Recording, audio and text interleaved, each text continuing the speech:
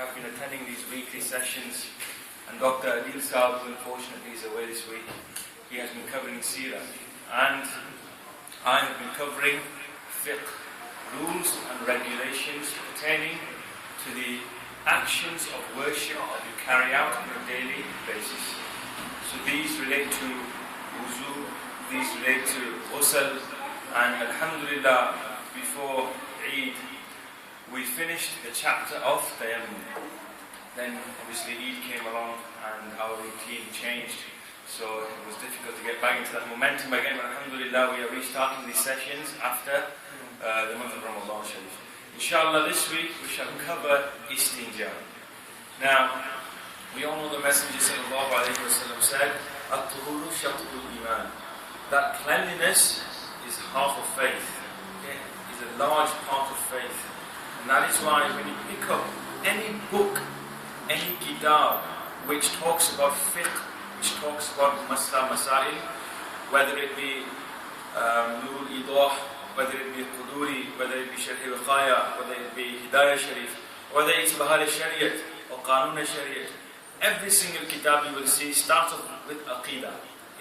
Purification of the soul, purification of your iman, making sure you have pure iman. And after talking about Aqidah, the scholars, they talk about purity. They talk about physical cleanliness. They talk about ghusl, they talk about wuzu, they talk about tayammum, how to physically purify oneself.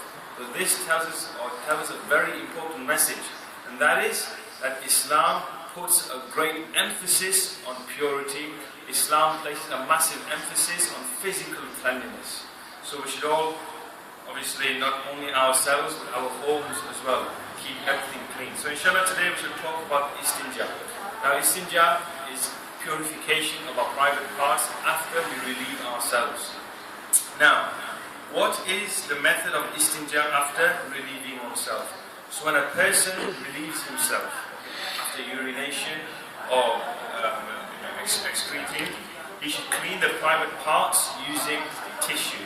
Now in the old days, or in the subcontinent, or in third world countries, what they use is stones, they use soil, but obviously now, which is common in our countries, we use tissue or toilet roll paper. So we should clean our private parts. And then, before we wash them with water, we should do istibrar. Does anyone know what istibrar is here? Istibrar is a physical form of making sure that all the impurity has left the body. Some scholars have said that you cough and put pressure on your body, on your internal organs, and that will remove some of the urines, droplets of urines that are left in your private parts. Some people say utbet, to stand and then sit again. That puts pressure on the bowel and that will remove any other impurities present. And just last week, a friend of mine sent me a news article. Now we all, obviously, mashallah, I can see many elders here, we all use the squatting toilets. So this has come from the Indian subcontinent. The squatting toilet, we youngsters today, we laugh at them, thinking it's a very old way of relieving oneself. This is so last year, this is so 10 centuries ago, or decade, However, the scientists have proven that squatting on a toilet, it is better for your bowel, it is better for removing the impurities from your body than these English toilets. And they have said that if a person was to sit on an English toilet, then he should raise his feet by placing a footstool beneath them. So that, obviously, you're putting pressure on your bowel, and then the impurities, your excrement or your urine, will remove with ease. And to raise the feet, so they put pressure on the bowel, this is a natural form of relieving yourself and removing impurities from your body. So whenever we do sit on the English toilets, then we should place a footstool beneath our feet. That way all the impurities and all the urine or the excrement will be removed from your body with ease. So let's practice this. If you can squat on a toilet, alhamdulillah, even better. So you do istibrar, adopting one of these methods by coughing, by standing up and down, And then after you've done istibrar, when you're certain that you removed the impurities from the body, you should then clean the private parts using water an odd number of times. 3 times, 5 times, or 7 times. Okay? This is how a person performs Istanjah. Now why is it so important to perform Istiqrar? Why is it so important to make sure that impurities are removed from the body? Once the Messenger ﷺ, he passed 2 graves. And through his ilm al-ghayb, the Messenger of Allah subhanahu wa ta'ala granted our Prophet ﷺ ilm al-ghayb. He could see things which you and I cannot see. This is the great power of Allah subhanahu wa ta'ala granted upon his chosen messengers and his chosen awliya, his chosen servants. So the Messenger ﷺ, he walked past 2 graves. And the people, the occupants of these graves, they were being punished. So the Messenger ﷺ, he then told his companions that these 2 people, they are being punished over small matters, over small things. And the companion said, Ya Rasulullah sallallahu alayhi wa sallam, tell us why are they being punished? And the Messenger sallallahu alayhi wa sallam said, one of them is being punished because he used to disobey his parents. And the other person is being punished because he did not used to protect himself from drops of urine, from splashes of urine. Now when do splashes of urine occur? When a person stands up and urinates. When do splashes of urine occur? When he's urinating, he doesn't keep himself clean or his clothes away from the drops of urine. So we should always sit down and urinate or excrete. This is what our Messenger ordered Umar radiallahu anhu to do as well. When he saw him stood up and urinating, he told Umar, sit and urinate. Okay? So we should always sit down and urinate. We should never stand and do it. It is bad for your system, it is bad for your body, and it's going against the sunnah of the Messenger sallallahu alayhi wa sallam. So we should always sit down and urinate. One important note, this for your general knowledge, I learned that the Japanese, all the Japanese, okay, they also sit down and urinate. Okay? And obviously we all know the Japanese, they're very into their cleanliness and into their physical state. So the Messenger sallallahu alayhi wa sallam then, and we are questioned, why do we put flowers on the graves? Why do we put roses? Why do we put greenery or leaves or trees on the graves? The Messenger sallallahu alayhi wa sallam, when he told the companions about the occupants of these 2 graves, he went to a branch of a tree. He then snapped off a branch and he placed each branch on the grave. And he said, as long as the leaves remain green on these 2 branches, this will lessen the punishment for the people of the grave. Why? Because the green leaves, they do the tasbih of Allah subhanahu wa ta'ala. And through the tasbih of Allah subhanahu wa ta'ala, the people of the grave, they find peace. So this is our sanad, okay? This is our proof that we are allowed to place roses, we are allowed to place plants, okay, upon the graves, because as long as those plants remain green, they do the tasbih of Allah subhanahu wa ta'ala, and the occupants, they find peace in their heart, peace. So we should practice this. Therefore, this is the method of Istinjah and Istiqrar. So please, inshallah, practice this. Now, obviously, which hand should a person use to clean his private parts? This is obvious. The left hand. Okay, so we should use the left hand. Okay. Remember, when it comes to anything which is not disrespectful, but anything which is to do with cleaning, okay, especially private parts, anything dirty, you should always use the left hand, okay, and never use the right hand, because we always do good with the right hand. So much so, the scholars have said, when a person yawns, okay, does anybody know which hand we place over the mouth when we yawn?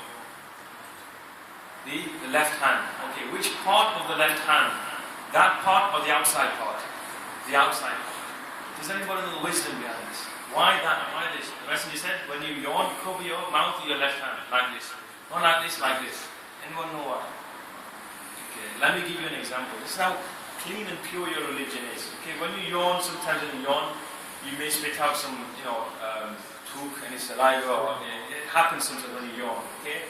Now, Hadith, can I borrow you for 1 second, Hadith? Borrow you for 1 second. Now, we all know the sunnah way of shaking somebody's hands is using both the hands. Okay? So Hadith is coming. I shake Hadith's hands. Okay. The hand which I've used to cover my mouth whilst yawning, which one is it? Left. And it's facing away from Hadith's hands. Yeah? Look at this, subhanAllah. Look at the cleanliness and the purity our religion is teaching us. Now, whichever hand you use, even for yawning, okay, you will not touch Hadith's hand. And similarly, his obviously left hand is facing away as well. So we're even keeping each other's hands clean as well. SubhanAllah. This is what our beautiful religion is teaching us, exactly. So, we should always do the dirty actions, washing and cleaning with the left, and obviously all the good actions with the right. So, obviously, what things are we not allowed to do? Use for Istanjah, things such as you cannot clean your private parts using food or bones or animal feces, charcoal, things which obviously are common sense. However, people, if they do these, should abstain from using these things to clean your private parts. Okay, so in what places is relieving not permissible? Where are we not allowed to relieve ourselves? Where are we not allowed to remove our impurities, urinate or excrete? So relieving is not permissible in these places. Okay? First is at the bank of a well, a lake or a river. Okay? A person should not urinate or relieve himself near a bank of a well, near a well, because obviously people will come. They will come to use the well and extract the water. And if there's impurities present there, you will deter them, you will drive them away from the well. So you should not relieve yourself near a well. And similarly, a lake or a river. People, they use the lake or a river for means of obviously sustenance, for water, for cleansing. So we should not urinate in these spots. In water, even if it is flowing. Okay, remember, we can perform wuzu or ghusl in flowing water. We can drink from flowing water. And even though the water is flowing, and the water in which you relieve yourself is going to go downstream, you should still not use or urinate or relieve yourself in that water. Can anyone tell me why? Why not? You're upstream and you're relieving yourself. Okay? And even though it's flowing water, what might somebody be doing downstream? Drinking. Yes, doing wuzu, drinking. Okay? So that's why the scholars have said you should not urinate or relieve yourself in flowing water. Places where people gather, okay, where people may stand, okay, on the streets. We have many people nowadays who have migrated to this country and they urinate or relieve themselves wherever they wish. Okay, this is against etiquette. Okay, it's against general human etiquette. Okay, so you should never relieve yourself where people gather or congregate. Underneath a fruit-bearing tree. Okay, you should not urinate underneath a fruit-bearing tree, an apple tree, an orange tree. Okay, you should never urinate there. In a field where there are crops. Okay, so wherever obviously we've got wheat, or all these different crops which grow in farms, we should never urinate there. In a shade where people sit. This is obviously common sense that where a person is going to sit here, you should not urinate there in case you obviously make their clothes napak and impure. Near the masjid or the place where the Eid Salah is performed, the Eidgah. Okay? Now we don't have an Eidgah in these countries, but in the Indian subcontinent, Pakistan, India, and those countries alike, they have Eidgah there. They have special places where they perform Eid. And these are open plains, open places. So you should not urinate or relieve yourself near a masjid, okay, or an Eidgah. Similarly, in a graveyard or on a pathway. On a pathway like outside or in a graveyard, you should not relieve yourself. At the place where animals are tied, okay, you should not urinate there. And finally, at a place where people perform ghusl and wudu, okay, you should not perform or you should not relieve yourself in these places. And the scholars have said that a person should not urinate in a bathtub. Even though the water is draining and racing away, you should never urinate in a bathtub. Because some scholars have said that it reduces your intellect, it reduces the power of your memory. Okay, like looking in the mirror of your barbers, okay, that reduces your memory. Likewise, looking at your private parts, this reduces your memory. Okay, so all these things reduce your memory, reduce the power of your intellect. So we should not and abstain from doing these things. So, finally, where should a person face when he is relieving himself? Okay, a person should not face the Qibla, nor should he have his back towards the Qibla. Okay, when relieving himself. Okay, this is a basic etiquette when a person goes to the toilet. Now, many a times we go to places like services or at work where we just relieve ourselves whichever way we are facing. We should make sure we do a bit of thinking, and we should make sure we never face towards the Qibla. Remember, to spread the feet towards the Qibla is bad manners, is bad etiquette. Okay, the ulama kiram have forbidden this. We should never do this because of the respect we have for the Kaaba, the house of Allah subhanahu wa ta'ala. Similarly, we should never urinate. Okay? you are relieving yourself towards the Qibla is even worse than spreading the feet towards it. Yes? Obviously. So we try our utmost best to make sure that we abstain from this action. Whenever we go to a new place where there are toilet facilities, we make sure we where the Qibla is so we do not face towards that direction. This is in short the topic of Istanjah and Istibrar, how one should relieve himself. Our religion is a very beautiful religion. It teaches us every single thing related to our day-to-day activities, our day-to-day lives. Inshallah, next week we talked about tayammum last week, and just one point to cover with tayammum. A brother asked a question, and I wanted to clarify this: that tayammum, as I said, tayammum can be performed using the objects of the earth which do not burn, such as soil, such as rocks. And this brother, he said that rocks burn, soil burns. The fact is, rocks do not burn, soil does not burn. What does burn in soil is the organic matter which is in it.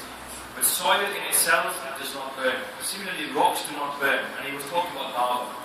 If you were to open up the earth, dissect the earth, you will find the core inside. And then you will find a molten core, lava outside it. And then you will find rocks. So if rocks would burn, then why wouldn't the rocks on top of the lava burn as well? So rocks do not burn, Rocks obviously, they do not burn, and therefore you can perform tayammum upon rocks, you can perform tayammum upon soils. And also if there is dust present, if there are dust particles present on the walls or even on the carpet, if there is general dust present, then you can perform tayammum upon that carpet and upon that wall as well, as long as dust is present. Now if you are confused as to what I'm talking about, that is probably because you didn't attend my previous sessions. Inshallah, when we've covered the chapter of Tahara, and before we move on to Salah or Namaz, we shall do a very quick recap of all these chapters. So if you have missed anything, inshallah, you can cover that as well. And inshallah, expand and increase your knowledge regarding all these chapters that we have covered. Inshallah, we'll finish up with any questions anyone may have regarding Istanjah or regarding any of the chapters we have covered in the past. So Wuzu, Ghusl, Tayammum, and Istanjah today. Questions? When doing the bath, you must be aware. Can you do it in the bath because you got running water? Sorry? In the bath. Yeah. And suddenly you feel like you're in it. You should, if the toilet is closed, you should... If the toilet is not there, it's in the other room. In the other room. You should try and, stop yourself, cover yourself and go to the toilet. It's best. If you don't like prostate problem. Yeah, if you have a prostate problem, Allah subhanahu wa ta'ala gives, all those people shifa. But if you have a prostate problem, you can't stop it from coming in. You can't do anything. You have to make sure, obviously, that if you are performing ghusl in that bathtub, then you wash your feet properly at the end. Because there's a chance that the urine will touch your feet as it drains away. Just make sure you wash your feet properly. Any other questions? Inshallah, so next week we shall talk about masah on mosey, on leather socks. Like I said, many people, they're, due to ignorance or lack of knowledge, they perform masah on any socks they are wearing. This is not permissible.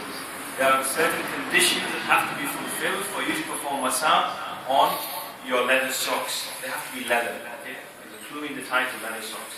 So inshallah we shall cover this next week along with masah on plasters and bandages as well, inshallah. So I do hope you will all attend next week and also spread the word for our youth as well, inshallah. These sessions are purely in English for the benefit of our youth, which obviously we are lacking today. So inshallah, if you have sons, if you have family at home and people you know who will benefit from these, please, encourage them to attend these sessions, inshallah. They are for them, for their benefit, for their knowledge increase. And we do apologize sincerely I do apologize for the last few weeks. We have not been able to attend these sessions because of various other programs and various other functions I had to attend. Inshallah, we should try our best to keep these sessions going on a weekly basis. Sunday after Asr Namaz, and inshallah, obviously as the Asr and Maghrib become shorter, we shall notify you of when these sessions will be. But inshallah, every Sunday we will have these sessions. So again, I do encourage everybody, inshallah, to attend these sessions. Alhamdulillah Rabbil Alameen, wa salatu wa salamu ala sayyidil anbiya'i wal mursaleen. Rabbana atina fid dunya hasanah wa fil akhirati hasanah wa qina adhaban nar. Rabbana taqabbal minna innaka antas samiul alim wa tub alayna innaka antat tawwabur rahim. Allahumma arzuqna ilman nafi'a wa rizqan halalan tayyiban wasi'a wa 'amalan mutaqabbalan wa shifaan min kulli da'. وصلى الله على سيدنا محمد وعلى آله وأصحابه أجمعين برحمتك يا أرحم الراحمين.